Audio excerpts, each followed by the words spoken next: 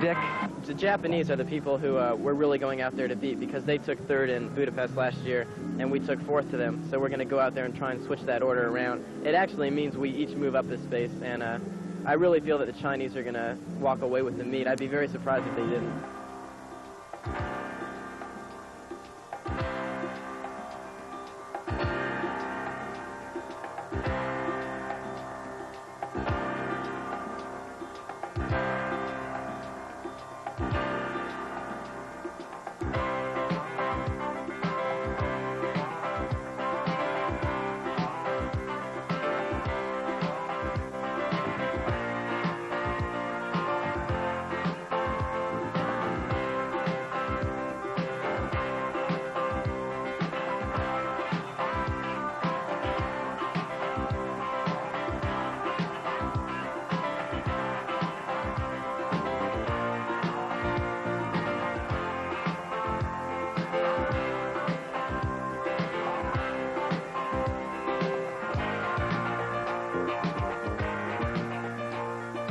Certainly so many special moments of the 1984 Summer Olympics, but those evenings at Pauley Pavilion, the gymnastics competition, those were memories for a lifetime.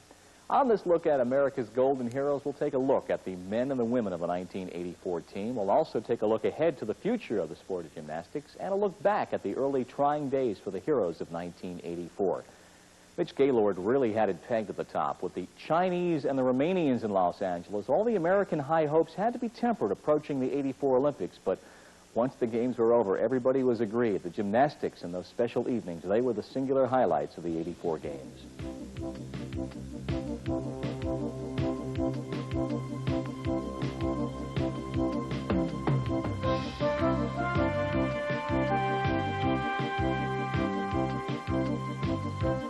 I didn't think it would really happen, and since it did happen, I just was thrilled, and I knew the impact it would have in gymnastics in our own country. The next day, I got two telegrams from two different gymnastics schools, one in Texas and one in Florida, how they doubled their enrollment in one day. So I knew this would happen all over the country, and this is one thing that's real good for the sport. So I knew it would benefit just about every aspect of our sport. Well, certainly all the medals and the parades and the tears. Yes, the Olympics did a great deal for the sport of gymnastics. But think back now to July of 1984 as the Olympics were upon us. The boycott at that point was an afterthought. The competition was front and center. And for the men's team, the opportunity was right in their hands. With the Chinese and the Japanese as their prime opponents in L.A., the U.S. men's team had a great opportunity to vault right near the top in international standings. But, of course, they did a great deal more than that. It truly was a team. The transplanted New Englander, Tim Daggett. Collegiate champion Mitch Gaylord, for whom routines and moves are now named. The precise and exacting Peter Vidmar, the pride of UCLA. Ageless Bart Connor, a three-time Olympian. Scott Johnson, the University of Nebraska via Ohio and Colorado. And Jim Hartung, a part of the sport since age 7. These 6 young men, coaches A.B. Grossfeld and Mako Sakamoto, together they traveled the world, learned their sport, improved, perfected, refined, and practiced. Together, this team really became a family. Without that type of a feeling or, you know, the gelling of the team, I don't think we could have even come close to what we did. It took a super performance from everyone on almost every event to do what we did, and that's what happened. And without that feeling, you know, the encouragement and the real care, I don't think we could have done it. It was, you know, just a phenomenal thing to happen. It was basically the athletes we had. They were in tremendous condition. They had great talent to start with, and they had a great attitude, and they're very mentally tough in competition, and they've proven this over the last several years. Each member of the team came to the sport in his own way, and for Tim Daggett, it was growing up in Massachusetts and taking his love of the outdoors and climbing and jumping, taking that indoors to the gymnasium. That was at age 10, and by the time he was age 19, he found himself in a major competition, single eliminations, and in the spotlight. The first time I was in that was basically the first year that I broke into the top scene in gymnastics, and that was one of the meets that I did it. I ended up in the Final 4, and that was where people said, yeah, well, this guy, he's pretty good, you know. So it was very important There's a lot of, there's politics in every sport, and you have to learn to play a little bit, and you have to be recognized before you're gonna win any competition. So that was very important for me. Just as significant was Tim's decision to enroll at UCLA, on target for a psychology degree in '85, and with a number of NCAA titles to his credit as a Bruin. I chose the right place for me. I had a lot of support back east, even though, I mean, my high school coach was absolutely fantastic, Bill Jones. He did so much for me. He was willing to put in the same amount of time that I was and the same amount of effort. So I don't think I would have made it without him, and I don't think I would have made it if I hadn't chosen UCLA. But he had, and Tim roomed with Peter Vidmar. Roomies, they're always tight, and no exception with Daggett and Vidmar. Peter was in the chase at the Olympics for the all-around individual medal, and his biggest supporter was Tim. Vidmar did take the all-around silver. I know right before my parallel bar routine, my former roommate, Tim Daggett, who I trained with for the last 4 years, he stood up in the stands and he screamed, "Let's go, Pete." And he gave me the look of, "Come on, let's do it." And I could tell what he meant just by the way he looked at me in his eyes. And so I guess because of that, I was a little bit close, and I know he was pulling for me all the way. That support was mutual. 2 nights earlier, the men's team was fighting for the team gold medal, and Daggett was up on the horizontal bar. His perfect 10 clinched the gold medal. It was a situation he and Peter had imagined countless times. As for my performance on the high bar, I felt a lot of pressure there, though. I mean, I've never dealt with that before in my life, but we've worked under that pressure a lot. Myself and Peter, we've done a lot of training together, and we've put ourselves in that situation on high bar at the end of workout, oh God, hundreds and hundreds of times. Just going through that exact situation. I mean, we've tried to practice that and get ourselves into the right frame of mind. It just worked out right. All right is an understatement. National celebrity is more on the mark. Those team members were cheered and toasted and paraded from coast to coast. Sudden celebrity can be unnerving, but Tim took it in stride. Well, I get woken up on planes every once in a while asking for autographs, but no. It's great because I look at it in terms of something broader, not just, you know, what it's done for me. I think it's done a lot for the sport. And any publicity or popularity that I get, gymnastics is also getting some along with it, and I think that's great. The Olympic success has certainly helped the sport, but has it left an empty feeling among the team members, the syndrome of, is that all there is? Well, Tim says that's not the case. I'll have goals with whatever I do because that's the way I am. I'm a very, very goal-oriented person. I don't think I'll have any problem, like, you know, not knowing what to do with the rest of my life. That was something I did. I chose to be a gymnast, and I wanted to be the best I could be. I didn't really aspire to be a gold medalist. It just, I trained to become the best that I could become, and that's what happened. And I'm going to try to do that in everything I do in life. Well, for Tim, the games certainly were a springboard to the rest of his career and really the rest of his life. In a moment when we continue, we'll take a look at the gold medal connection for the U.S. men's gymnastics team, the Westwood campus at UCLA.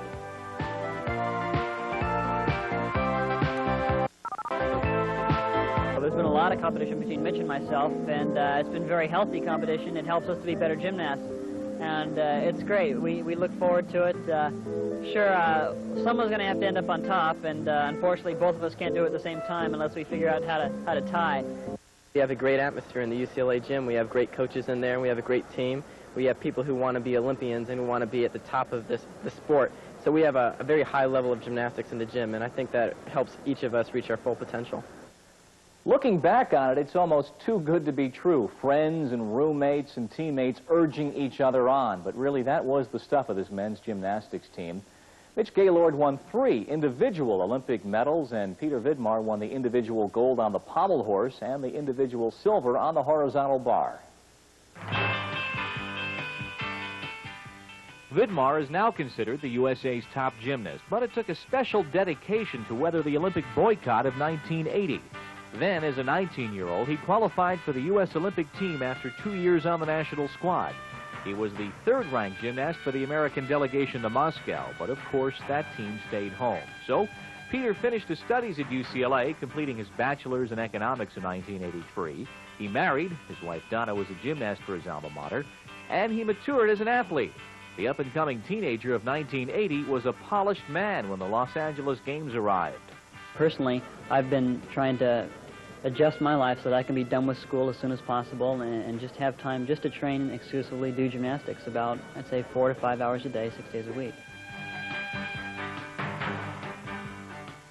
My whole goal really was to place as best as I could in the all-around. That was my goal, hit the routines and place the best I could. And I guess my real goal, my realistic goal was to be in the top 6. If a medal should come by, then that's great. But I think if I can go into the competition knowing that I've just got to hit those routines as best as I can, then maybe the medals will come, maybe they won't. A.B. Grossfeld broke new ground for American gymnasts in the 60s, and now as national and Olympic coach, he helped Vidmar set new standards. Well, Peter is the type of person that many people look at and say, well, he doesn't have the innate ability because he lacks a little explosive power, as most great athletes have. But Peter is the ideal athlete in the sense he trains perfectly according to the schedule that you would set for him, and no one works harder than Peter, and he's really got a great mind. And he proves it because every time they don't think Peter might win, he always does win. And you know, he was even a higher scorer in the Olympic Games. So Peter's very, very consistent. And because he trains so hard, he's very elegant when he works. And it shows up. When you watch Peter work, he does everything with great ease. And while he might lack a little explosive power, he has all the other qualities that make a great athlete. That much is evidenced by Vidmar's resume. The all-around champion in London back in '81, the American national runner-up, he won that title the next year and picked up 3 NCAA gold medals, including all-around. In 1983, a gold on the rings at the prestigious Tokyo Invitational and another NCAA all-around gold. His #1 showing at the Olympic trials was the capper to that moment. It came on his 23rd birthday. Honored as the country's top collegiate gymnast, he couldn't have predicted what would be happening in L.A. On the pommel horse, he nailed a perfect 10 in compulsories and another 10 on his final routine to tie China's Lin Ying for the gold on the horse. Another 10 on the horizontal bar in his individual all-around guaranteed him that silver medal, just 25 1/1000ths of a point behind Koji Gushigan of Japan.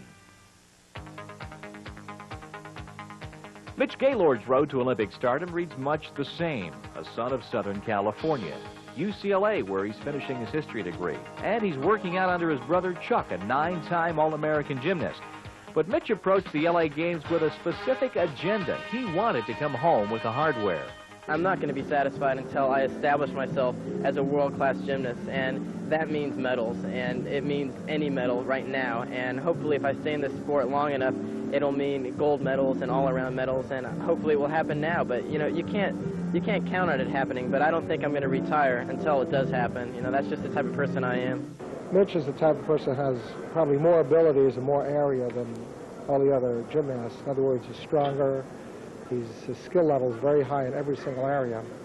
And those two qualities just carry him very far. And he also has trained himself into a great athlete in the sense of his mental training. He's become very consistent over the last 2 years especially, where he's won our national championships the last 2 years. Gaylord broadened his international experience in 1981 and was a national team member for dual meets against the Hungarians and the Soviets in '82. His '83 showing in the World Championships, 8th place, was the best on the U.S. national team, and the National Gymnastics Federation named him male gymnast of that year. And he qualified for the Olympics with the second highest point total in '84. Along with his team gold medal, Mitch won 3 individual Olympic medals. On the vault, he was one of 4 silver medalists. A bronze medal on the rings was assured with a 10 in his optional routine. Gaylord notched another 10, this in his compulsory parallel bar routine, en route to a bronze medal, while Bart Connor took that gold. All the members of the men's Olympic team shared in the glory of those moments, and on the alternate evenings, it was the women's competition holding center stage at Pauley Pavilion. The USA women's team, including 2 young ladies who were in the 3rd grade the last time America had been in an Olympics.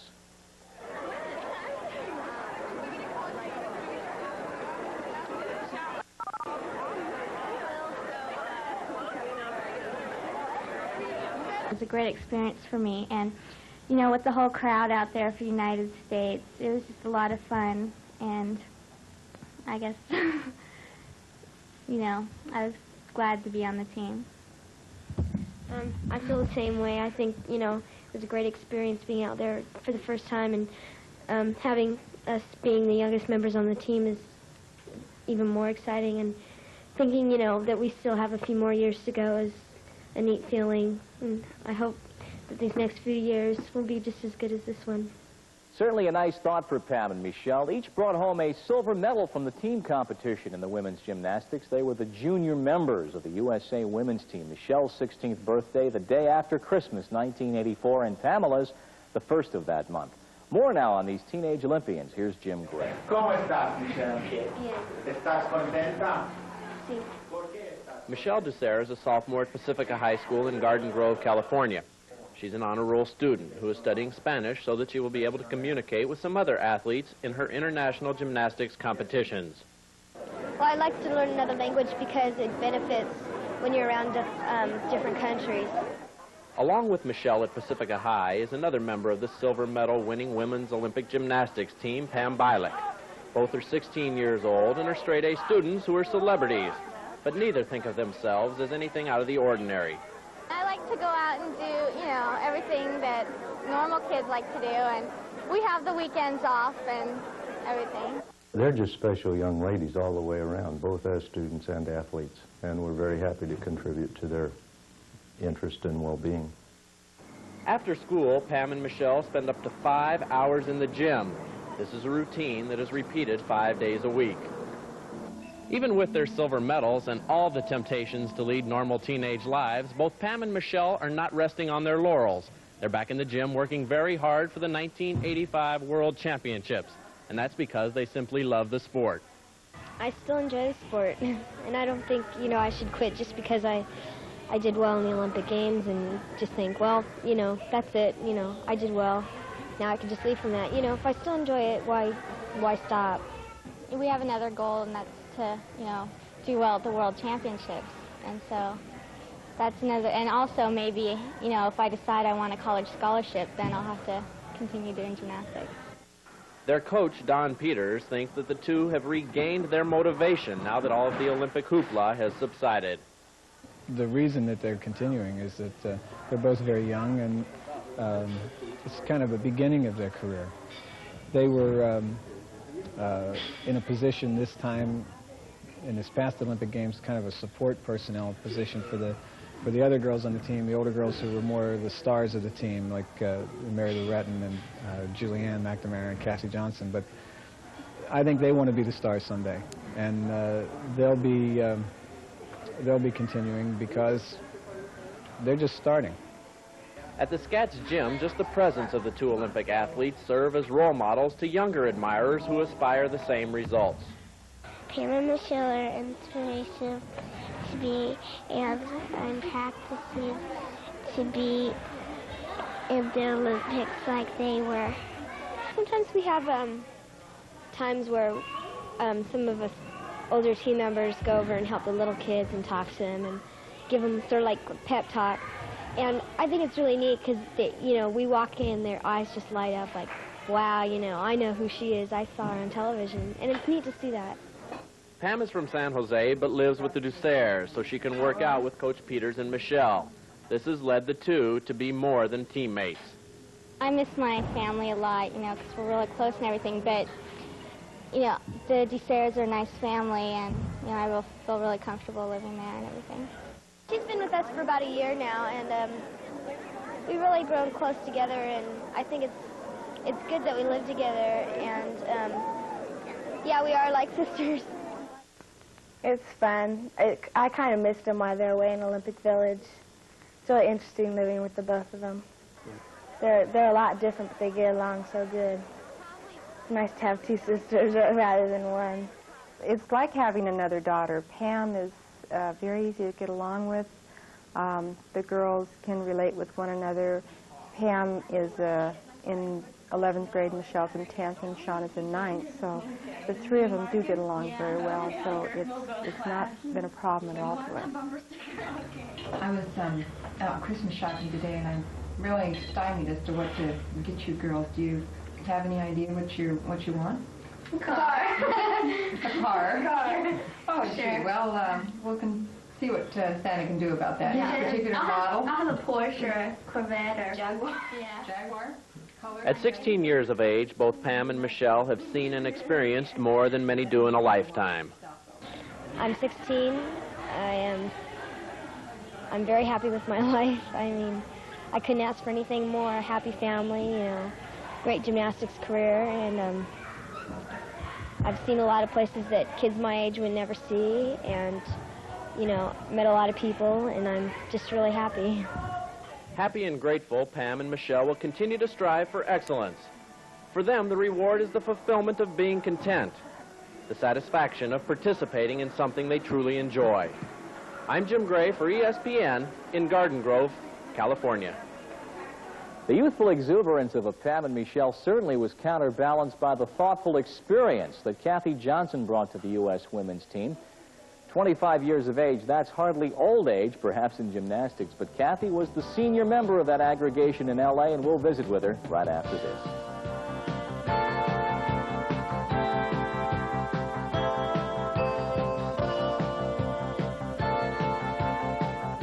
And I started gymnastics at age 12 with the dream of going to the Olympics.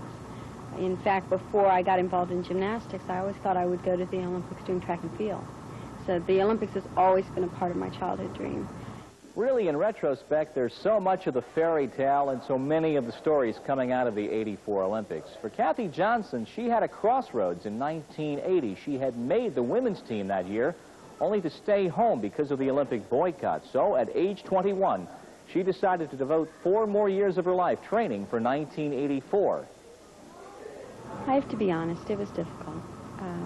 Because probably had I competed in the '80 Olympic Games, I might have retired. I can't say for sure, because you never know what you feel like after a major competition. There is that great low after any type of major competition or major anything in anybody's life. But those 3 years in there, you know, I went through my ups and downs wondering, well, can I do it? Do I want to do it? And I don't think I ever was able to say, no, I don't want to do it. That was never the question. It was whether I could do it. And there were some times when I lost a little bit of confidence, and then I just decided to go all out. And when I made my final move out to California to train the last year and a half, that's when I really committed myself, saying, I'm going to go for this. I know I can do it. I realized it wasn't going to be easy, but I do know now it was worth it. Kathy was 24, going on 25 years of age in Los Angeles, and as the senior statesman of the team, there was prestige, but yes, still pressure. I always feel a little bit of pressure. I don't think it has anything to do with my age. I've really adjusted to being the old lady of the team because I've been that for about the last 5-6 years. And it's more of a responsibility, I think, because I've been on the past World Championship teams and the past Olympic team. I think it was a good experience for the younger kids coming up, knowing that somebody's been through it and could maybe help calm their nerves or let them know what it's going to be all about when they get started. The Olympics began with the team competition, and on the first day of August paid off with a medal. A day after the men's team won the gold medal, the women got their team silver, just 1 point behind the Romanians. Winning a silver medal is the fulfillment of a childhood dream. You know, I've had it since even before I got in gymnastics. I wanted an Olympic medal, and it was interesting. I was sitting right out there, and I almost put myself back when I was 12 years old, and I said, I've wondered how this is going to feel, you know, now for 13, 14 years, and it feels exactly the way I imagined it. And I felt like a little kid sitting there eyeing a lollipop or something, and it just gave me chill bumps. Those emotions were the lasting remembrances of the gymnastics competition at Pauley Pavilion.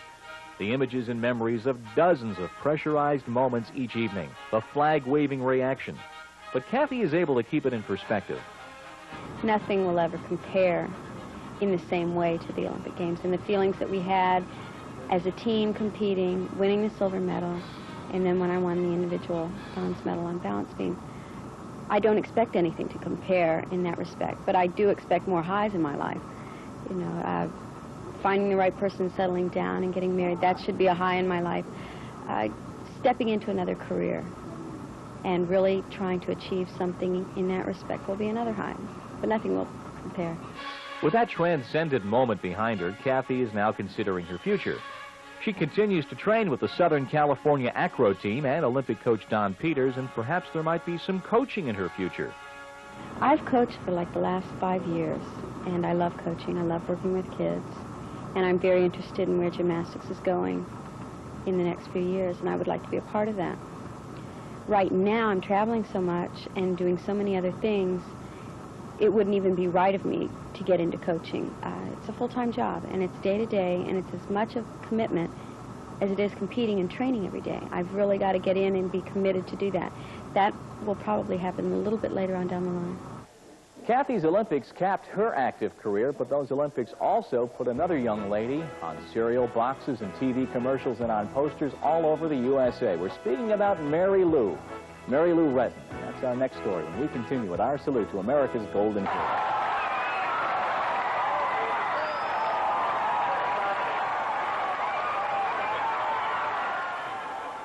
Parades and politicians and speeches and confetti. That was all the rage in 1984 when we got to August after the games. And Mary Lou Retton, 4'9" of gold medal hero, standing smack dab in the middle of it.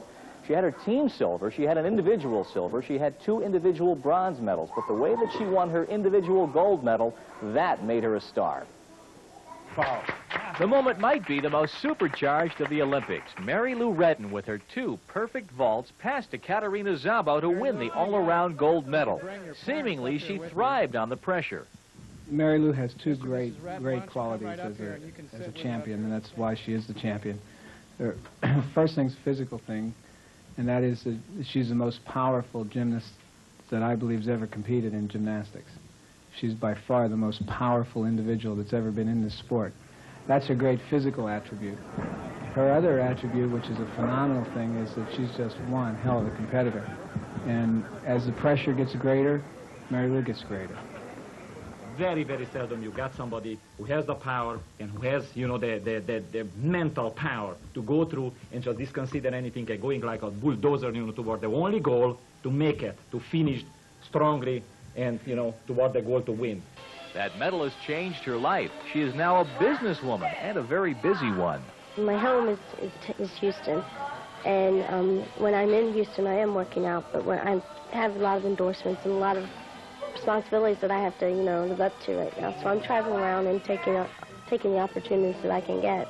I have signed 3 major endorsements and making a lot of, you know, public appearances and public speakings, and I'm learning a lot, and it's a whole new world for me. That new world means instant recognition and everything that goes with it. It's changed a lot. You know, I really can't go out in public by myself anymore. Someone has to be with me, and, you know, it's just the traveling part of it and just the business world, I guess. I mentioned she all the time been very, very positive, and I believe her positiveness, her clear mind, her intelligence is the one who is right now making her to be a really, really good combination of great athlete and good businessman.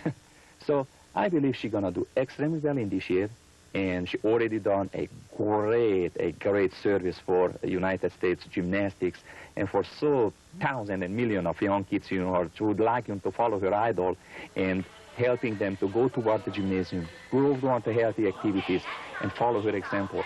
That's already a great job, you know, what she done. Mary Lou's performances are inspiring enough to young gymnasts, but now she is helping to coach some youngsters in Houston. You can have the little juniors coming up strong and healthy and, you know, ready to be up there and work their way up to the top just the way I did. And it's going to be a long, hard journey for them, but I know there's especially we have some good juniors in our gym right now, and they're going to be tough. Perhaps a student will challenge this teacher eventually, but in the meantime, Mary Lou stays in training. I plan to keep on competing. I'm still young, and I guess, I don't know, I just still love the sport. Sure, the Olympics is the ultimate, but I just feel that I can maybe do it again. I don't know, I just have it inside of me to keep going. 4 individual Olympic medals and the team silver. Does she have a post-Olympic letdown? A little bit, you know, sure. You worked so long and hard for the Olympics, and then, you know, it's over in such a short time. But then I'm still on cloud 9, you know, I'm still pretty high over the Olympics, you know. Hasn't really sunken in that I won the Olympic Games, and I hope it never does. Actually, a letdown is about the last thing Mary Lou would have to worry about. She is, as they say in the entertainment field, a hot property. But those short few minutes of glory on the floor at Pauley Pavilion were the result of long hours of hard work with a man known for his dedication to excellence. The man who honed the skills also of Nadia Comaneci, Bela Karolyi. Hit, and up. Romania. Bela Karolyi from Romania, who rose to prominence as the coach of Nadia Comaneci, a man well-versed certainly in the politics of the state and the politics of the sport. Now he's in the USA, learning the joys of capitalism and making a name for himself and his students. Anita Martini has the story. The Olympic athletes aren't the only ones hitting the jackpot with their newfound fame. Bela Karolyi, who guided Mary Lou Retton and Julianne McNamara to Olympic gold as their personal coach, says business at his Karolyi Gymnastics in North Houston has never been better. Yes, our life changed pretty drastically.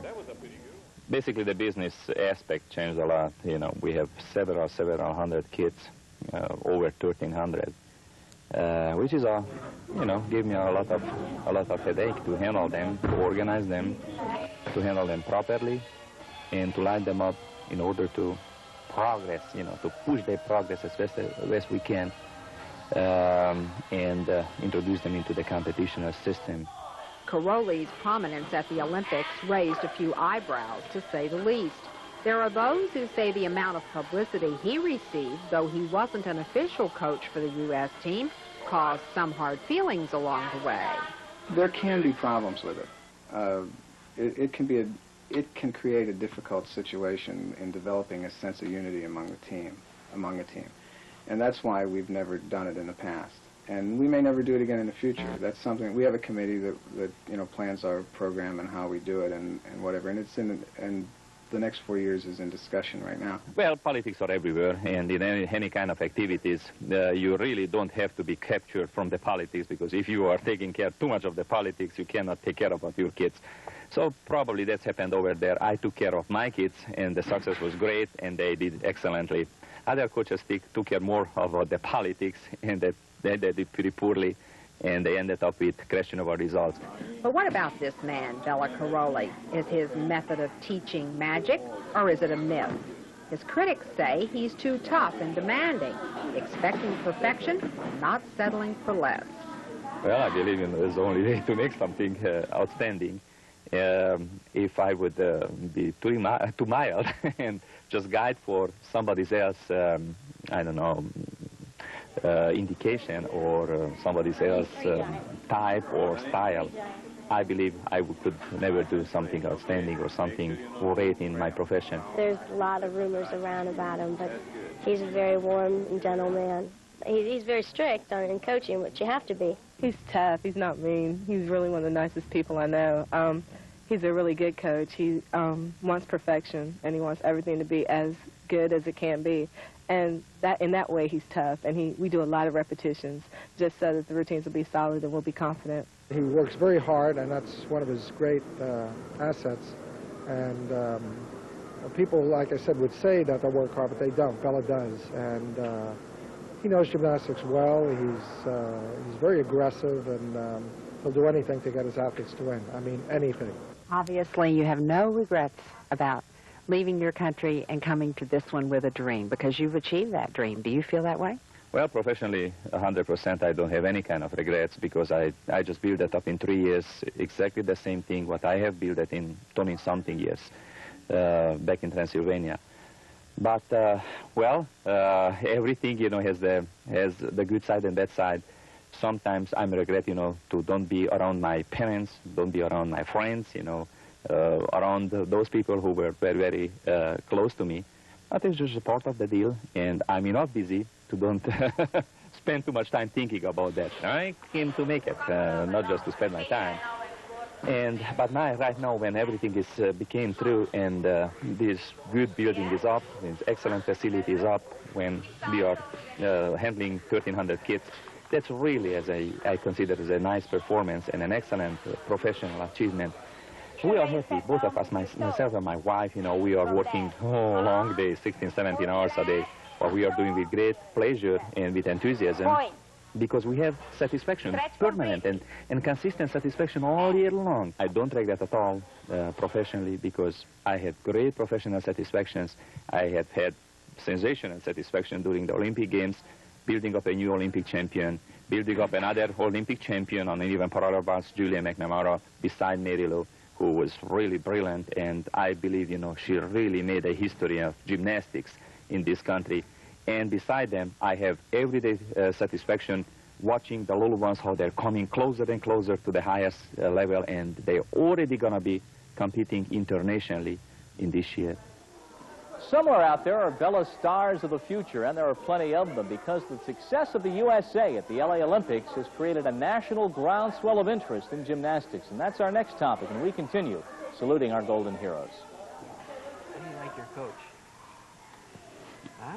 Gymnastics, and it was considerable. The '84 Olympics may best be remembered as the stepping-off point, after which America was consistently an international power.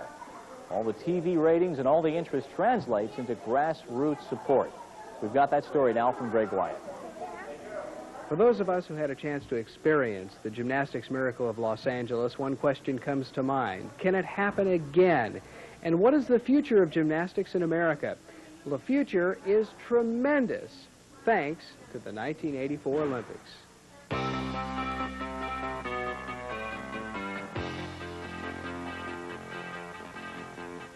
This past summer, newspapers the world over were reporting on not only the improvement, but the medals for the men and lady gymnasts of the United States.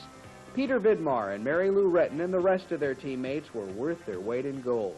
The success at the 23rd Olympiad has caused a gold medal rush at gymnastics schools like SCATS here in Southern California, run by Olympic coach Don Peters. 1,200 youngsters of all ages attend classes here, 700 at their other location. A far cry from the dim days after the 1980 boycott. It hurt us in terms of exposure, and the lack of exposure from the games and the lack of interest on the part of the media, because there was no games for the period of time just preceding and the 2 years after, really hurt our grassroots level enrollment. A number of little kids who saw, you know, didn't see somebody. They didn't latch on to someone like they had in '72 with Olga Corbett, '76 with Nadia. In 1980, there was no one for the little American kid to relate to go sign up for the local gymnastics school. So that hurt us, and our population, our gymnastics population, decreased from 1980 to 1983. A steady decline, very steady decline. A lot of good programs in the United States went bankrupt in that 3-year period. The one good thing that it did was that it encouraged a lot of our athletes who missed the 80 games, who probably would have retired after the 80 games, kept them in for 4 more years. And those seasoned veterans, like Bart Conner and Pete Vidmar and Mitch Gaylord and Kathy Johnson and Julianne McNamara, those kids very probably would have retired between 80 and 84 had they had the opportunity to compete in 80. So, in one sense it hurt us badly, but on the other hand, it enabled us to have the kind of result that we had by keeping those people in the sport longer. Established gymnastics schools in the United States have in some cases doubled or tripled their enrollment.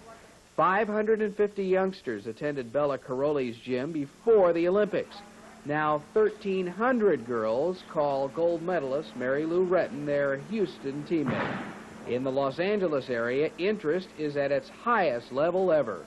We haven't quite doubled, but we've had about a 40% increase in enrollment since the Olympic Games, and we're very happy with that. We have waiting lists in all our classes now, so we really couldn't handle too many more students under the present program. Is it the Olympics? Is that the renewed interest in gymnastics? I think it's the Olympics, and I think it's also the sport.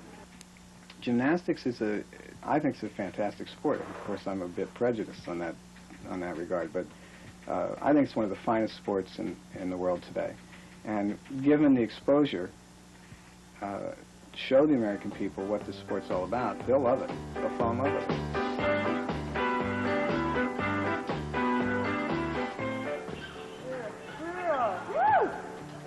There was a post-World War II baby boom. Now there's a gymnastics baby boom of '84. Youngsters, even toddlers, are into the sport. There might be some who look at this and say, okay, 3 years old, what are we trying to do? Are we programming our kids? But what good do they get out of this? First of all, they're learning their large motor coordination. At the onset of a 3-year-old program, they are learning how to hop and jump, and these things are required in elementary school education for them to be able to get into the small motor coordination. And at 3 years old, they're just going to be that one step ahead by the time they get into kindergarten and 5th grade. Our preschool program, I think, is great for the kids. They do a lot of simple motor movements, and part of it's preparing those who will go on and become gymnasts. They learn what it feels like to be upside down. They learn what it feels like to be in a high place and jump down and that kind of thing. But they can't do much gymnastics at that age. But the thing that I think it's really helpful for the children is that they learn not to be afraid to try things. It's doubtful any of these 3-year-olds will be Olympians by the year 2000, but no one really knows. These kids are having fun in the sport of the 80s and 90s, gymnastics. How old are you? You 3? No, I'm 3. You're 3. Are you having fun with all this? Do you think you'd like to maybe be in the Olympics someday? Yeah. You would? Me and my sister and my dad. Oh, yeah? All in the And you want to be in the Olympics, huh? You're on your way. All the gold medal hopes and dreams begin just like that. The '84 gold medalist had to begin someplace, and when we continue, we'll take a look back at that learning process in a moment.